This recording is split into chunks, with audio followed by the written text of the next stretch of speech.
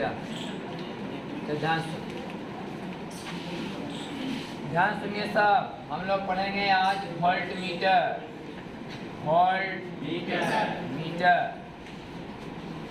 पीछे पढ़े थे क्या हम लोग? आमीटर ना। ध्यान सुन लो, मोटा मोटी बात एकदम। पहले हम लोग पढ़े थे गैल्वेनोमीटर। गैल्वेनोमीटर के पैरेलल में एक लो रेजिस्टेंस का वायर हमने लगाया, जिसे शंट बोला। शंट लगने के बाद ही क्या बन गया? आमीटर। इसी डिवाइस को हमने क्या नाम दिया? आमीटर। इसमें हम कहानी बताए कि देखो भाई, गैल्वेनोमीटर है और ये हमारा शंट, और यहाँ से अगर करंट जा रहा है आई, समझ लो कि आमीटर ने कितना करंट मापा? आई करंट जाएगा गैल्वेनोमीटर से, आई करंट जाएगा शंट से। शंट से होकर जाने वाला करंट आई गुने जी बटा एस प्लस जी, और इससे जाने वाला आई गुने एस बटा एस प्लस जी। सही ना? तो फिर हम लोग बताए कि देखो भाई, आई जी बराबर हो गया आई गुने एस बटा एस प्लस जी। तो आई बटा आई जी बराबर हो जाएगा एस प्लस जी बटा एस, और मान लो किसका वैल्यू किसके बराबर आया? एम। इसका मतलब गैल्वेनोमीटर से कई गुना ज्यादा करंट हम लोग माप रहे हैं? n गुना। कई गुना? n गुना। तो अगर गैल्वेनोमीटर से n गुना ज्यादा करंट मापना है तो आपको लिखना होगा एन एस बराबर एस प्लस जी। तो एस बराबर हो जाएगा जी बटा एन माइनस 1। सही कि नहीं? ये फॉर्मूला है। जी हो गया गैल्वेनोमीटर का रेजिस्टेंस, ये वाला छोटा एन हो गया कि करंट मापने की क्षमता कितनी गुनी बढ़ानी है कि नहीं? गैल्वेनोमीटर कम करंट मापता था ना, इसमें शंट इसीलिए तो लगाया गया है ताकि ज्यादा से ज्यादा करंट को माप सके, क्योंकि ज्यादा करंट गैल्वेनोमीटर से जाएगा तो डिवाइस जल जाएगा, क्योंकि ज्यादा करंट ज्यादा उष्मा पैदा करेगा। ऐसा बात बताया गया था। तो इस बराबर जी बटे एन माइनस 1 के फॉर्मूला से हम लोग शंट का मान निकाल सकते हैं, बशर्ते यह मालूम होना चाहिए कि गैल्वेनोमीटर कितना ओम का है, साथ ही साथ एन का मान कितना गुना करंट मापने की क्षमता को बढ़ाना है। तब इसके बाद थोड़ा सा एक बात और बताए थे कि देखो भाई, हमारा कोई मान लिया जाए मशीन है करंट मापने वाला, इसमें अगर 1 एम्पियर करंट दें और कांटा यहाँ से यहाँ चला है तो समझना कि मैक्सिमम 2 ही एम्पियर माप सकता है।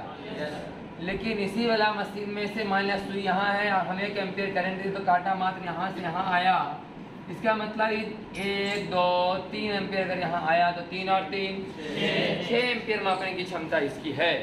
सही कि नहीं?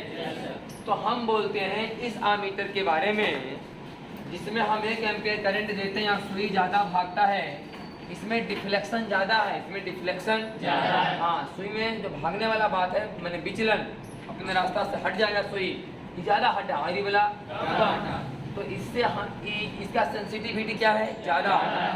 इसका सेंसिटिविटी क्या है? इसमें बताए थे कि सेंसिटिविटी का मान ज़्यादा है, और इसमें बताए थे कि सेंसिटिविटी का मान कम है। तो कौन ज्यादा करंट मापने की क्षमता रखता है? कम सेंसिटिविटी वाला कि ज्यादा वाला? कम वाला। सेंसिटिविटी कम रहेगा तो करंट मापने की क्षमता ज्यादा होगी, सेंसिटिविटी ज्यादा रहेगा तो मापने की क्षमता। इसमें से अच्छा मीटर कौन है? ऊपर वाला कि नीचे वाला? कोई अच्छा बुरा नहीं है, ध्यान से सुनिए बात। किससे हम लोग अगर हम मापना चाहते हैं 0.1 एम्पियर, 0.1 एम्पियर किससे अच्छा माप सकते हैं? 0.1 एम्पियर करंट अगर हम मापना चाहते हैं तो ऊपर वाला से कि नीचे वाला से? ऊपर वाला से ना। ऊपर वाला से बहुत बेहतरीन माप सकते हैं, क्योंकि 1 एम्पियर का 10वां भाग थोड़ा अच्छा खासा होगा। आई 1 एम्पियर का 10वां भाग एकदम थोड़ा सा, तो किसमें ज़्यादा पता चलेगा अच्छा से? इसमें ना। तो बहुत लो वैल्यू ऑफ करंट को मापने के लिए ज़्यादा सेंसिटिविटी वाला गैल्वेनोमीटर चाहिए। तो लो से लो वैल्यू ऑफ करंट को अच्छा से माप करके बताएगा। और अगर ज़्यादा करंट मापना है तो क्या चाहिए? कम सेंसिटिविटी वाला। और कम करंट मापना है तो ज़्यादा सेंसिटिविटी वाला। सही कि नहीं? इससे अच्छा बुरा वाला कोई बात यहाँ पर है नहीं। फिर हम बात किए थे कि आमीटर को हमें कहाँ लगाना चाहिए? सीरीज में। आमीटर कहाँ लगाना चाहिए? सीरीज में। आमीटर बनाने के लिए शंट कहाँ लगाना चाहिए? पैरेलल में। है कि नहीं? आमीटर बनाने के लिए शंट कहाँ लगाना चाहिए? जब आमीटर बन जाए तो उसे कहाँ लगाना चाहिए? एक अच्छा मीटर का प्रतिरोध क्या होना चाहिए? कम से कम और आइडियल एमीटर का ये पूरा पढ़ाया हुआ था किसका? आमीटर। आज करके भी दिखाए थे कि नहीं कम से कम क्यों होना चाहिए, बनाए थे कि नहीं? R1 R2 R3 तब नापा था I बराबर V बट्टे R1 plus R2 plus R3। हम मशीनियाँ लगा देते नापा I बट्टे I V बट्टा R1 plus R2 plus R3 plus RA। ऐसा है ना? हम बताओ भाई देखो गड़बड़ माप रहा है, आमीटर का प्रतिरोध जितना कम रहेगा उतना लगभग सही मानेगा। क्लियर? आज हम लोग पढ़ेंगे वोल्ट। आज हम पढ़ने जा रहे हैं वोल्ट मीटर, बाद में पढ़ेंगे वोल्टा मीटर। क्या पढ़ेंगे? वोल्टा मीटर एक बर्तन होता है। वोल्टा मीटर एक कोई डिवाइस नहीं है। जब आपको पढ़ाएं केमिकल इफेक्ट ऑफ करेंट, क्या पढ़ाया होगा? जीरोक्स में लास्ट में चलते हम लोग पढ़ेंगे केमिकल इफेक्ट ऑफ करेंट, विद्युत धारा का रासायनिक प्रभाव, लास्ट टॉपिक होगा हमारा।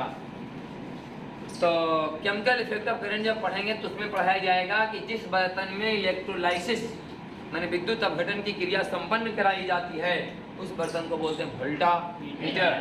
आज हम पढ़ने जा रहे हैं जो क्या है? Volt meter. तो वोल्ट मीटर से क्या मापा जाएगा? Potential difference. पोटेंशियल आमीटर से क्या मापा जाता था? करंट। वोल्ट मीटर से क्या मापा जाएगा? Potential difference. पोटेंशियल नहीं बोलना है, पोटेंशियल डिफरेंस विभवांतर मापा जाएगा। क्या मापा जाएगा? विभवांतर मापा जाएगा वोल्ट मीटर से। वोल्ट मीटर बनता कैसे है भाई? तो कहता है कि जब एक गैल्वेनोमीटर के सीरीज में यहाँ गैल्वेनोमीटर के कैसा तार? Low resistance. कैसा वायर? लो रेजिस्टेंस वायर है। ये वायर कैसा है? लो रेजिस्टेंस वाला है, बहुत कम प्रतिरोध वाला ये तार लगा हुआ है। यहाँ पर क्या लगा हुआ है? High resistance wire. High resistance high resistance वाला तार जब लगा दिया था गैल्वेनोमीटर की कहाँ? सीरीज में, तभी नया डिवाइस क्या कहलाता है? Volt meter. जिस तरह से गैल्वेनोमीटर के पैरेलल में लो रेजिस्टेंस वायर लगाते हैं तो नया डिवाइस आमीटर कहलाता था, उसी तरह से गैल्वेनोमीटर के सीरीज में इस बार हाई रेजिस्टेंस वायर लगाया जाएगा तो क्या बन जाएगा? वोल्ट मीटर हो गया। क्या हो गया? Volt meter. अब ध्यान से सुनिए, फिर वही बात पुरानी बात, मान लिया जाए कि यहाँ पर R1, यहाँ पर R2 और यहाँ पर R3 है। ध्यान समझिएगा, R1 R2 R3 पूरा बात हम पूरा क्लियर कर रहे हैं, अच्छा से करेंगे एक्सप्लेनेशन। अब ध्यान दीजिएगा, इधर जो हम मिटा रहे हैं आइए आपको करवाया नहीं गया जीरोक्स में, लिखा नहीं गया अपने विस्तार से, लेकिन हम करवा दे रहे हैं पूरा का पूरा बात। इसे कोई लेना देना नहीं है, लेकिन एक समझ आएगा अंदर से कि हाँ सच में ऐसा होना चाहिए, महसूस हो जाएगा एकदम। ऐसे ही खाली लिखा लेना, पढ़ लेंगे समझ लेंगे, मैंने पढ़ लेंगे खाली रट लेंगे, लेकिन जो करके दिखाने जा रहे हैं फिगर के माध्यम से उसमें लिखा हुआ नहीं है, ध्यान से देखिएगा।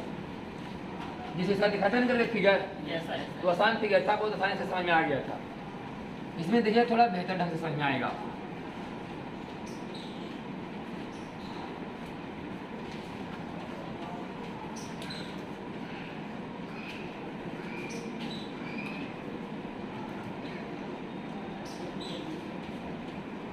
ध्यान सुनना, पिछले बार पढ़ाए थे कि R1 R2 R3 है कि नहीं? Yes sir. ध्यान सुनना, पिछला वाला पढ़ा रहे हैं, VR मीटर वाला पढ़ा रहे हैं थोड़ा सा, और यहाँ V वोल्ट का बैटरी लगाए थे कि नहीं? Yes sir. तो V वोल्ट का बैटरी लगाए थे, बोले इसमें कितना करंट जाएगा भाई? बोले थे I बराबर V बटे R1 plus R2 plus R3। सही कि गलत?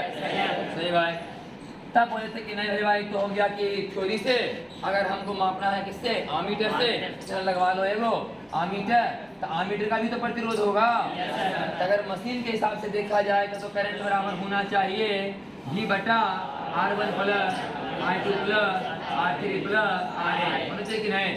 अब बताओ कि जो मापा हुआ माने आमीटर के द्वारा इसके बराबर तब होगा ना जब इसका मान 0 होगा। लेकिन आमीटर में एक डिवाइस है, उसका प्रतिरोध कभी 0 हो नहीं सकता, इसलिए चांस यही है कि जितना कम रहेगा उतना कम से कम इसके लगभग में मान आएगा। सही कि नहीं? हाँ, RA का मान जितना कम रहेगा उतना कम गड़बड़ी इसमें होगा। RA का मान जितना ज्यादा होगा उतना ज्यादा अंतर दोनों के मान में आएगा। है कि नहीं? इसमें हम लिखा रहे थे कि आमीटर का प्रतिरोध कम से कम होना चाहिए और बोल दे कि आधा 100 मीटर, तब तो कहना ही नहीं है। कितना होना चाहिए उसका जी। और आमीटर कहाँ लगाना चाहिए? सीरीज में। अब देखो भाई सीरीज में नहीं लगाते तो कहाँ लगाएंगे करंट मापने के लिए? पैरेलल में। पैरेलल में लगा देंगे आमीटर, तो साला यहाँ से करंट जाएगा, यहाँ से करंट का 2 टुकड़ा हो जाएगा, एक इधर भी जाएगा और एक हरी साले नापेंगे अपना में से जाने वाला करंट, है कि नहीं? कितना करंट बैटरी से जा रहा है आपको पता ही नहीं चलेगा। इससे आमीटर कहाँ लगाना चाहिए? सीरीज। आज हम क्या लगाने जा रहे हैं? Volt meter. तो मान लो कि हमको R2 कितना वोल्ट खा रहा है मापना है। यहाँ कई डिवाइस लगा हुआ है, R1 R2 और R3। पहले आप सुने होंगे, हम किसी बात कर चुके हैं कि अगर यहाँ पर 100 वोल्ट का बैटरी लगा हुआ है तो यहाँ पर मान लिया करंट चला I। कितना करंट चला? I चलेगा करंट भाई, ठीक है। तो मान लिया रेजिस्टेंस कम है तो इसका IR का मान कम आएगा। ये रेजिस्टेंस ज्यादा है, इसका IR का मान ज्यादा है। आई रेजिस्टेंस और ज्यादा है, इसका IR का मान और ज्यादा है। वोल्टेज ज्यादा कौन खाया? R3 खाया कि नहीं? Yes sir. इसका मतलब है कि तीनों अलग अलग वोल्टेज खाएंगे। यस तीनों अलग अलग वोल्टेज खाएंगे। मान हम जानना चाहते हैं कि क्या वोल्ट खा रहा है, कौन बोला? R2। तो R2 में ना लगाएंगे इसे, सही कि नहीं? इसमें लगाएंगे हम लोग R2 में वोल्ट मीटर लगाएंगे, तब ना बताएगा भाई कि वोल्ट मीटर बा कि R2 में कई वोल्ट खपत है। वास्तव में R2 वाला वोल्टेज नहीं बताएगा, वो बताएगा अपन वाला कि हमारा में कई वोल्ट खपत है। लेकिन हम जानते हैं कि पैरेलल वोल्टेज क्या होता है? सेम। तो हम समझ लेंगे सर जितना वोल्ट तू खा रहा है उतना वोल्ट एकरो होगा। समझ है कि नहीं? वास्तव में बताएगा अपने वाला वोल्टेज बा कि अपने कई वोल्ट खा रहा है भाई, अपने कई ओम का है और कितना रेजिस्टेंस, मैंने करंट इसमें से गया, बस में कि नहीं? इसका रेजिस्टेंस तो पता होगा और कितना करंट हो जाएगा ये निकाल लेंगे और आई गुणियार कर लेंगे कर वाला आ जाएगा वोल्टेज। लेकिन वोल्टेज आ जाएगा, लेकिन एक आएगा तो समझ लेंगे कर वाला है, क्योंकि दोनों क्या है? पैरेलल। पैरेलल है भाई। पैरेलल पोटेंशियल डिफरेंस क्या होता है? समान। तो पैरेलल में बढ़ के 15 को लगवा दे, सबका वोल्टेज क्या होगा? समान होगा। तो वास्तव में वोल्टेज बताएगा अपन वाला, लेकिन हम समझ जाए कि ये वोल्टेज अग्रो होगा, क्योंकि दोनों क्या लगा हुआ है? पैरेलल। क्लियर ही? अब ध्यान सुनना यहाँ पर, पहले मशीन से नहीं लगवाते हैं, पहले ऐसे नाप लेते हैं कितना वोल्ट इसमें आना चाहिए, फिर लगवाएंगे वो वोल्ट मीटर, तब ना देखेंगे कि वोल्ट मीटर कैसा होना चाहिए ताकि सही सलामत मान बताए। तो जरा हम निकालते हैं इसमें से वोल्टेज किसका? R2 का। हम इसमें क्या निकालने जा रहे हैं? वोल्टेज, माने वोल्टेज किसके द्वारा? R2 कितना वोल्टेज खपत कर रहा है इसका मान निकालने जा रहे हैं हम। तो पहले इसमें कितना करंट मान लो? सुनो पहले तो R2 कितना वोल्टेज खाएगा? बोले IR2। अरे बोल R2 कितना वोल्टेज खाएगा? IR2। सही है कि नहीं? I का मान बोल दो, V/R1 + R2/R3 गुना R। सही कि नहीं? हमारा थ्योरी के हिसाब से यह बात निकल के आ गया कि R2 कितना वोल्ट खाएगा? बोले IR2। IR2 V बराबर IR। तो I का मान I मान लिए पहले, गुना कर दिया R2 से, तो निकल गया कि R2 कितना वोल्टेज खाएगा। अब I का मान पुट कर दिया V/R1 + R2 + ये हमारा थ्योरी कहता है कितना वोल्टेज कौन खाएगा? R2। V2 नहीं, कौन खाएगा? अब जरा मशीन लगा के चेक करते हैं कि R2 इतना वोल्ट खा रहा है या नहीं। देखिएगा R1 R2 R3 लगवा दो लिया मशीन वोल्ट मीटर। अब देखते हैं कि वोल्ट मीटर साहब कितना नापी बता रहे भाई। तब वोल्ट मीटर का भी तो अपना ना रेजिस्टेंस होगा, इसलिए इसका नाम लिखेंगे RV। क्या लिखेंगे? RV मतलब रेजिस्टेंस है। RV क्या है? रेजिस्टेंस इसका वोल्ट मीटर। जिस तरह से आम मीटर का रेजिस्टेंस बराबर RA, वोल्ट मीटर रेजिस्टेंस बराबर RA। ध्यान सुनिएगा, यहाँ से कितना करंट जाएगा? मान लो I डैश, कुछ हवाई जीते रेजिस्टेंस तो गड़बड़ हो गए लेने वहाँ। मान लो कितना करंट जाएगा? ध्यान सुनना है, I डैश करंट इसमें से मान लिया जा रहा है। तो I डैश जा रहा है तो यहाँ तो I डैश सेवे करेगा, यहाँ भी कितना आएगा? तो कोई दिक्कत क्या? I डैश बट जाएगा। अब समझना, इसमें करंट जाएगा I डैश गुने RV/R2 + RV। समझ आ रहा है कि नहीं? गड़बड़ गड़बड़। अब इन बती निकाल कि वाला गैल्वेनोमीटर, I वाला शंट, इसमें करंट जा रहा है आई, एरा में जाएगा आई गुने एस बटा एस प्लस जी। बताया कि नहीं भाई? यहाँ आई गुना आर भी बटा आर टू प्लस आर भी। सही है कि नहीं? तो बताओ कि नीचे वाला में कितना करंट जाएगा भाई? तो आई डैश गुना आर टू बटा आर टू प्लस आर भी। सही है? इतना करंट किसमें जा रहा है? आरवी में। किसमें? तो बताओ कि आरवी ने कितना वोल्टेज खाया, यानी R2 ने, किसने? R2 ने कितना वोल्टेज खाया? किसने? R2 कई वोल्ट खाएगा? तो बराबर आई R2। अगर बटी निकालते हैं ना, अगर बटी क्या होगा? आई R2। तो आई का मान कितना होगा? आई डैश गुने आर बी बटा R2 प्लस आर बी। क्या निकला? क्या है? क्या है पूरा लिखा हुआ? करंट। ये क्या लिखा पूरा? किसमें जाने वाला? R2 में। समझ आ रहा है कि नहीं? R2 में जाने वाला गुना R2 बराबर वोल्टेज। इसमें जा रहा था करंट आई, इसमें करंट कितना जा रहा था? तो आई R2 लिखे थे। सही के? इसमें करंट आई थोड़े जा रहा है, इसमें करंट कितना निकला यहाँ से? I dash. वो भी साला आई डैश बढ़ गया दो भाग में कि नहीं? तो आई डैश का यहाँ था आई डैश, यहाँ गया आई डैश गुने आर बी बटा R2 प्लस। निकाल के बता दी कि नहीं? इसमें निकालना हो पहले बार इससे गुना करो, है कि नहीं? इसमें निकालना हो तो इससे गुना करो। तो इसमें निकालना है तो गुना किया आई डैश गुने R2, एरा में निकालना है तो आई डैश गुने आर बी, नीचे में दोनों का जो R2 plus R B. Clear? तो इतना वोल्टेज खा रहा है, कौन खा रहा है? R2 ना। ध्यान से सुनना कि आई डैश का मान कैसे निकलेगा जरा हम समझा रहे हैं। आई डैश का मान जरा निकाल के बताते हैं आपको। ये आई डैश का मान देखिए, आई डैश बराबर क्या होगा भैया? आई डैश बराबर होगा, ध्यान से सुनना, आई डैश बराबर होगा V बटा, आई डैश बराबर होगा V बटा कुल रेसिस्टेंस। आई बराबर क्यों लो? V बटा R1 plus R2 plus R3। सही ना? ताकि तीनों क्या था? R1 plus R2 plus R3। यहाँ होगा R1 plus R2 plus R3। R1 में जुटेगा R2 गुने RV बटा R2 प्लस R3।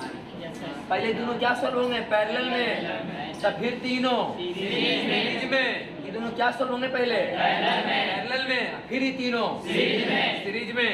तो R1 में जुटेगा R2 गुना RV बटा R2 plus RV plus R3। बुझाया कि नहीं? सही कि नहीं? आई बराबर V बटे आर इक्विवेलेंट। आई बराबर V बटे आर इक्विवेलेंट। V तो भी है ना, लेकिन आर इक्विवेलेंट जब निकालना जाएगा पहले दोनों क्या होगा? पैरेलल में, ये दोनों और फिर तीनों सीरीज में। जब ये तीनों सीरीज में तो R1 में जुटेगा R2 गुने RV बटा R2 प्लस RV, और फिर कौन जुटेगा? R3। सही कि नहीं?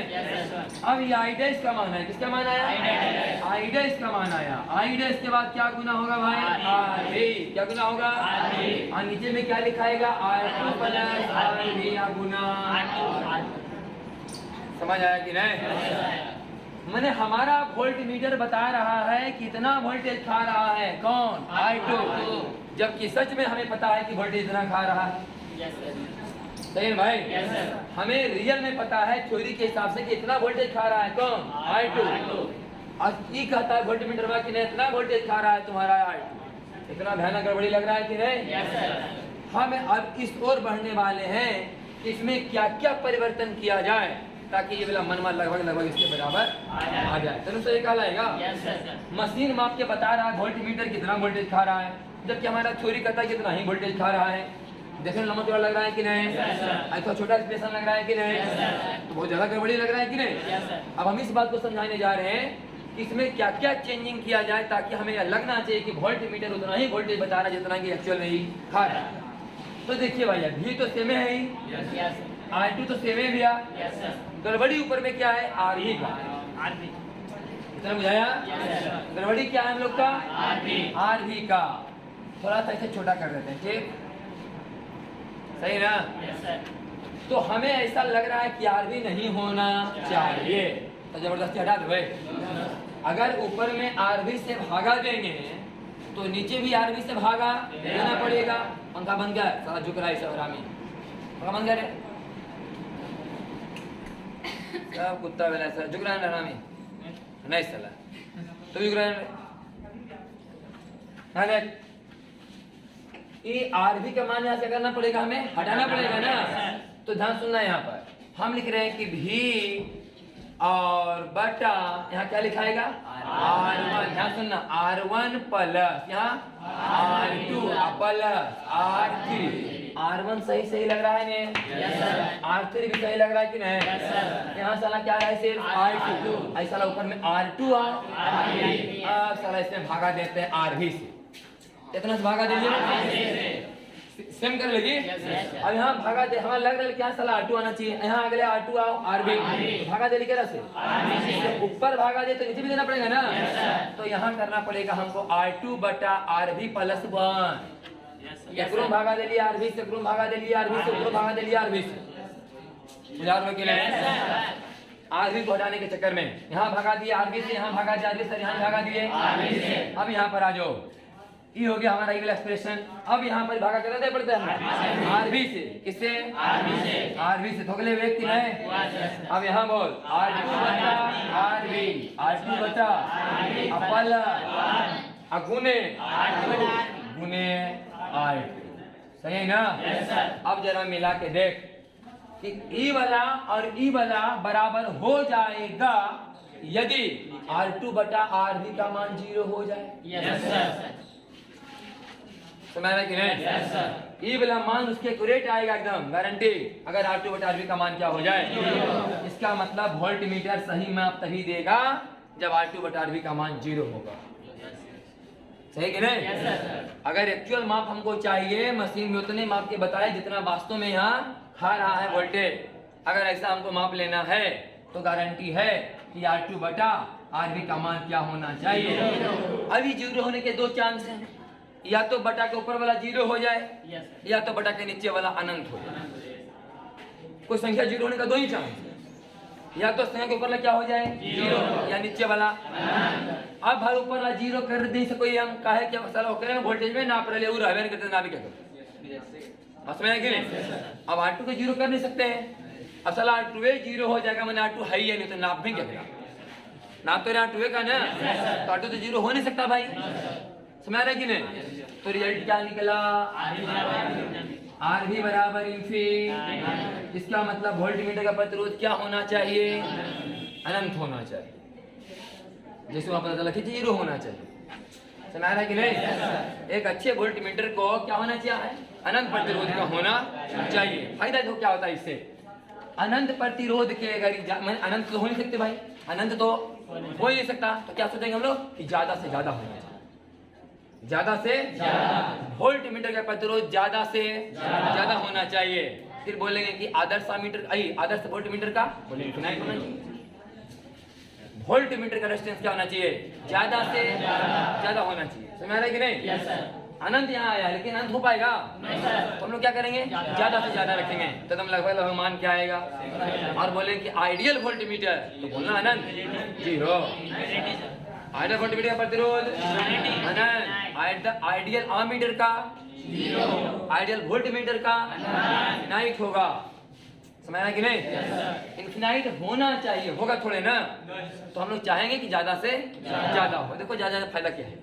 ज्यादा से ज्यादा ही वोल्टेज बार रहेगा, ये रेजिस्टेंस रहेगा, तो करंट वाला इधर से क्या आएगा? कम आएगा ना जी। अब वास्तव में बनल है गैल्वेनो, तो करंट वाला कम जाएगा, जलने के चांस फिर कम रहेगा। सुना कि नहीं?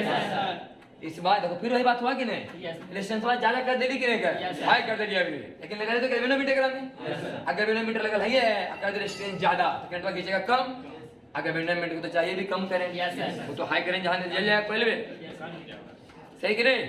तो बन गया मेरा। तो यहाँ पर बात समझ में आ गया क्या मीटर का प्रतिरोध वोल्ट मीटर का जो है रेजिस्टेंस क्या होना चाहिए? ज्यादा से ज्यादा होना चाहिए। एक आदर्श वोल्ट मीटर का प्रतिरोध क्या होना चाहिए? नहीं, वोल्ट मीटर कहाँ लगता है? हमेशा पैरेलल में।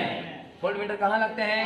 पैरेलल में। वोल्ट मीटर बनाने के लिए शंट कहाँ लगता है? सीरीज में। जा रहे कि नहीं? वोल्ट मीटर बनाने के लिए शंट कहाँ लगेंगे? सीरीज में। वोल्ट मीटर बन गया तो कहाँ लगेगा? पैरेलल में। एक अच्छे वोल्ट मीटर का प्रतिरोध क्या होना चाहिए? कुछ होना चाहिए, ज्यादा से ज्यादा। और एक आइडियल वोल्ट मीटर का प्रतिरोध समझ में आया कि नहीं? पढ़ के सुनाते हैं। वोल्ट मीटर लिखा हुआ है, it is a device by which we can measure potential difference across a resistance. सही लिखा ना? यह एक उपकरण है जिसके द्वारा हम लोग किसी भी रेजिस्टेंस प्रतिरोध का क्या नापते हैं? पोटेंशियल डिफरेंस, विभवांतर ना? विभवांतर मापा जाता है। लिखा हुआ है, when a high resistance wire is connected in series with galvanometer then the resulting device is called voltmeter. ये बताया गया ना कि वोल्ट मीटर से हम लोग किसी भी प्रतिरोध का विभवांतर मापते हैं। जब एक गैल्वेनोमीटर के समानांतर की श्रेणी क्रम में एक उच्च प्रतिरोध का तार लगा दिया जाता है, हाई रेजिस्टेंस वायर, तो क्या बन जाता है? Volt meter. क्या बनी सब बात? यह एक उपकरण है जिसके द्वारा किसी प्रतिरोध के सिरों के बीच विभवांतर मापा जाता है। जब एक उच्च प्रतिरोध तार को गैल्वेनोमीटर के साथ श्रेणी क्रम में जोड़ दिया जाता है तो इस नए उपकरण को वोल्ट मीटर कहते हैं। ठीक है ना? क्लियर? नीचे, for measuring potential difference volt meter is always connected in parallel. Potential difference मापने के लिए इसे हमेशा कैसे लगाना चाहिए? पैरेलल में। Volt meter has very high resistance. Volt meter प्रतिरोध क्या होना चाहिए? उच्च होता है। और ये भी लिखा हुआ है कि an ideal volt meter has infinite resistance. एक आदर्श वोल्ट मीटर का प्रतिरोध क्या है? लेकिन ये जो हम करके दिखाए कि वास्तव में करके पता चला सच में कि अनंत होना चाहिए। ऐसे कोई एक्सप्रेशन आने होने वाला बात नहीं कि लिखने के लिए आएगा, लेकिन होता है कि 10वां क्लास में आने वाली जानकारी हो तो जरा लिखवा के बना करके दिखा दिए। छापना है कि इसको? छापना है तो छाप लो। इसको पॉज करो। पता है पॉज करने?